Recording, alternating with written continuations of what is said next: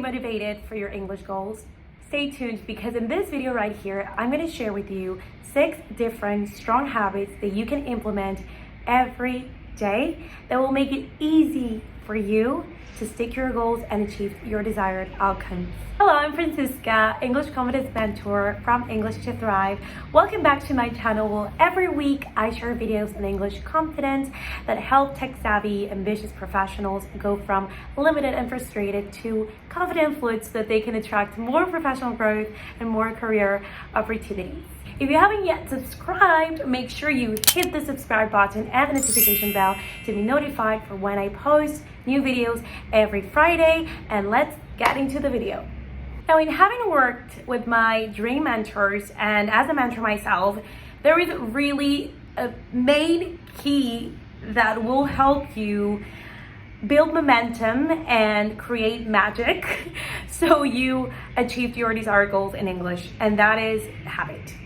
Habit and resilience. Those 2 words are really key and important for you to stick to your plan and stay motivated. I know what you're thinking. See, I start studying and then I get distracted and then I just lose motivation and I can't study a course, I can't study vocabulary. I can't do this. No, stop, because everyone goes through this. I'm gonna share with you first a little video so that you know that I did not start as motivated as I am now with my goals. I was a procrastinator, and when I wanted to fix like gym goals, it wasn't easy. It's 6-something a.m. and I'm hitting the gym, and a year ago this would have been impossible.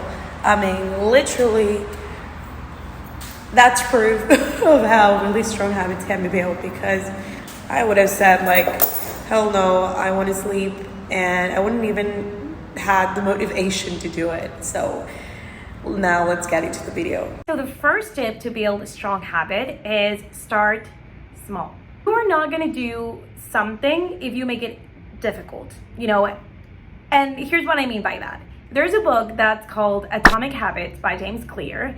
And it is a book that I make my students read inside of my program, the English Confidence Method, because English really comes down to everyday habits. And habits work if you make them easy to implement. So for example, let's say that you have a goal such as speaking at a conference, right? And at first you have all this script that you have created. So you're not gonna go and like the first day, you're gonna sit down and study like for hours.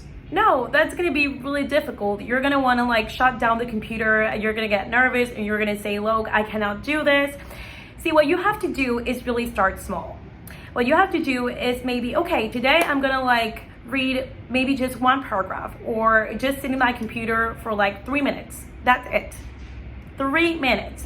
And that will tell your brain, okay, this is like an easy activity that I can do. And so little by little, the next day, maybe you won't do 3 minutes, you will do 5 minutes, and then the next day, 10 minutes, until you build momentum, you get excited because you start seeing results.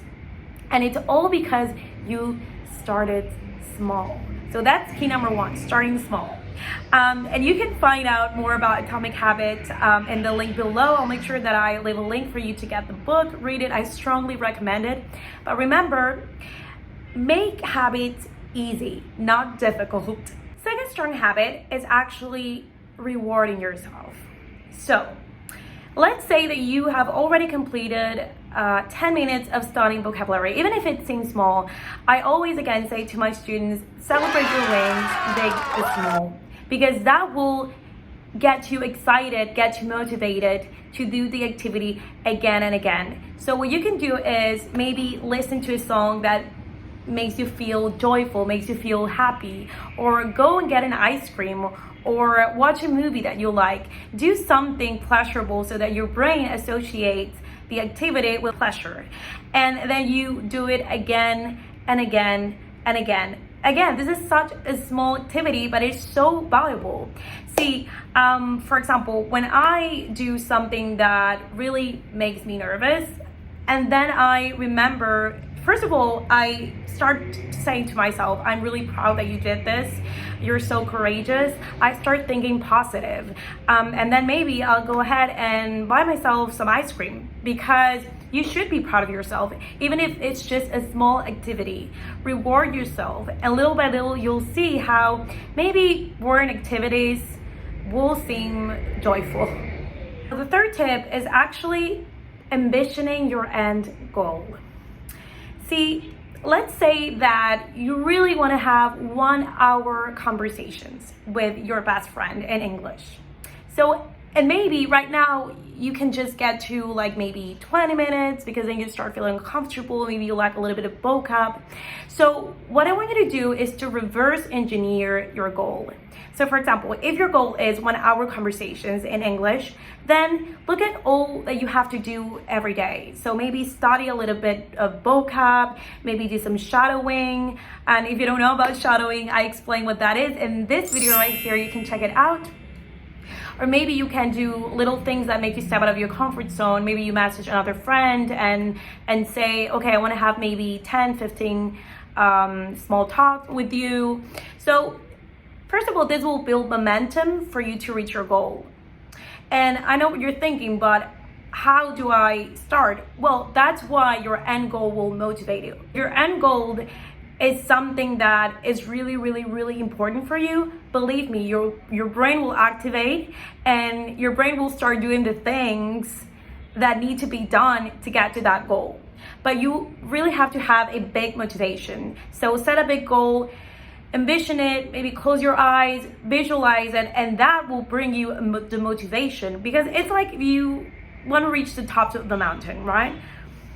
Maybe when you climb, yeah, the road may be a little bit hard, but don't think about the things that you have to do to get there. Think about how you're gonna feel and how it's gonna be when you are at the top of the mountain. Okay, fourth tactic is make it fun. See, with my students, I always use music to master English. Music, we rap, we dance, we do a lot of things. We use different methods, because English does not have to be boring. English does not have to be grammar based. And in fact, you have to make things fun, because again, remember number 2, you have to associate studying with something pleasurable, with joy. So for example, if you pick a song, and let me know if you want me to make a video out of like a song, maybe we can do a little exercise, and you can see how mastering English can be fun. But you can literally take a song and listen to it, and maybe remove some words out of the song, and then practice by listening to the song and then filling in the blanks. Or maybe you can take another song and you can rap it to practice fluency. There are a lot of things that you can do. You can put in another song and you can dance while you sing it out loud, and you practice pronunciation. The idea is that you really start seeing English as something that you can study while having fun, and not something that is boring. Because the moment that you start seeing studying and you relate it to something boring, then that's when you're gonna stop, and that's where you're gonna lose motivation, and then you're not gonna build momentum or stay motivated. Another fun activity that you can do is like in conversations, you can do little ice-breaking activities with board games, or also you can tell jokes, and you can go online and read funny things. I mean, there are a lot of things that you can do. Get creative, and remember the word fun. Have you tried this habit?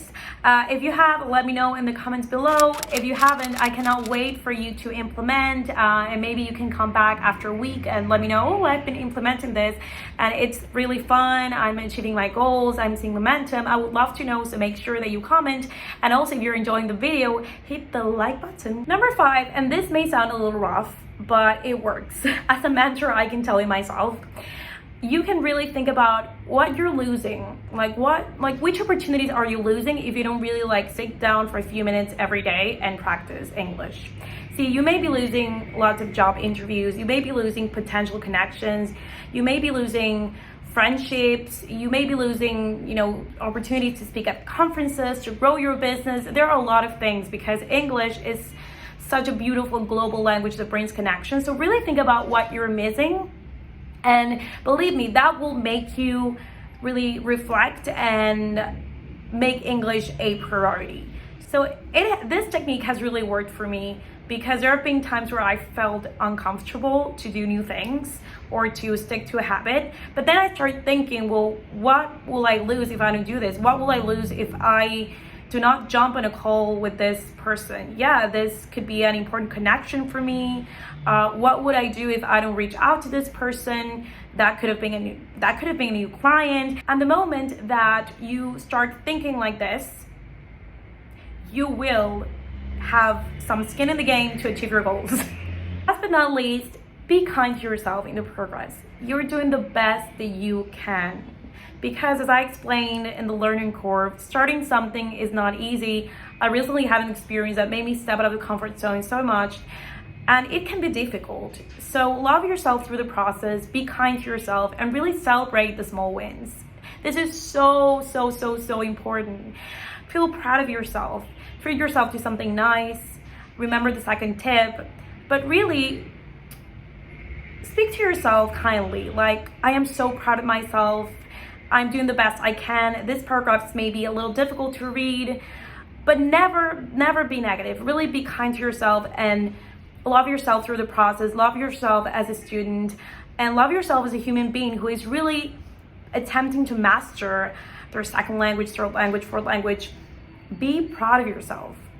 Because yes, English is a global language spoken by a lot of people, but that doesn't make it less impressive if you're a non-native English speaker that you master the language. That's something that's very impressive, and that's something that really changes your life.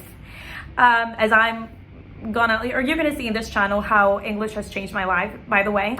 But yeah, be kind to yourself. Also, remember, English communication is not only about fluency, it's also about a lot of confidence. And confidence is a skill that is built over time. It's not something that happens just, in one day or like in 1 week or in 1 month. It is something that's built through a lifetime. And so, that takes a lot of healing, that takes a lot of journaling, that takes a lot of courage. So again, be gentle on yourself while you attempt to do new things in English every single day. So I hope this has been a great and useful video for you guys. I am so excited to hear all about how you're implementing these strong habits. And remember, this does not happen overnight. And to that effect, mentorship can be really beautiful in your progress and in your process as an English student, as a professional. So I really invite you to apply to my signature program, English Confidence Method, where we really make sure that you start with habit building, because that is the base for everything. And from habit building, you will obviously have vocabulary acceleration, fluency acceleration, confidence acceleration, everything. And so don't do it by yourself, because if you do it by yourself, you're gonna waste a lot of time that could be gained on other things. So I really, as a mentor, I invite you to check the link below, and so you can apply, we can have a chat, we can see if you're fit for the program. And do not worry, these talks do not have to be in English, they can be in whatever other language you want.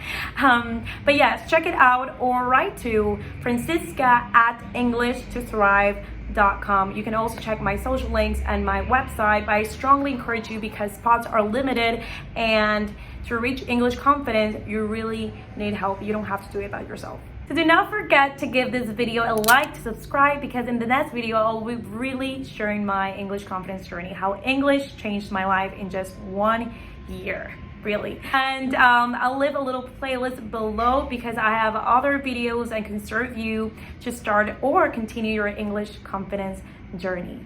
I'm so excited. Bye bye.